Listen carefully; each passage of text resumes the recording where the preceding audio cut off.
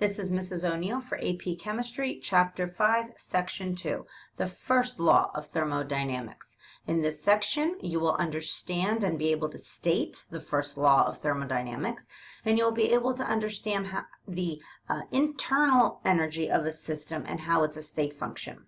So again, I suggest you pause, fill in the blanks, then play to hear my words. So the first law of thermodynamics reminds me of the law of conservation, because I always refer to that law as the law of conservation of mass, matter, and energy, because all three things cannot be created nor destroyed. They are conserved or they are transferred. So this internal energy of a system is all of the energies that that system has, but we're really interested in the change. And ladies and gentlemen, that's where the delta comes in. Anytime you see a delta, it means that you're taking a final value minus its initial value. And that's called a state function because it doesn't matter how you got from the initial to the final. You're just really interested in those two values, and that delta just means you're subtracting, finding the difference. So up till now, your measurements really only had two parts, a number like number 1 and a unit like number 2, and in this case, it's joules. But now with energy, we're going to have to attach a sign to it. So a positive sign is going to be endothermic and a negative sign is going to be exothermic.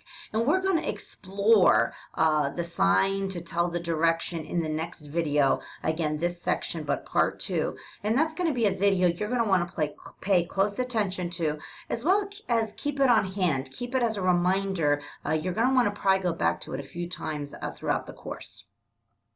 So how do we relate energy to heat and work? This is an equation. It is not on your reference sheet, but you should really understand how energy really is heat energy, and it's the work either done on the system or done by the system. Those are the two components that really drive what energy means. So what is a state function? Well, the easiest way for me to understand, or to get you to understand what a state function is by this. Give it some thought. In what ways is your balancing your checkbook a state function? Well, to balance a checkbook really doesn't depend on where that money went. It only depends on the net total of all the transactions that happened in between. So for instance, I started out with $500 in my checkbook. I bought a purse, a pair of shoes, and a hat. They all look lovely together, by the way, and ended up with $100 at the end. Well, my husband, in his checkbook, he also started with $500. He bought a TV, then made a $300 deposit, and he also ended up with $100 in his checkbook. So it doesn't really matter what happened to the money in between. We started and ended at the same place. That's a state function. Doesn't matter the path that it took to get there, just matters the value in the beginning and the value at the end, and we take a difference of the two. Okay, see you in class.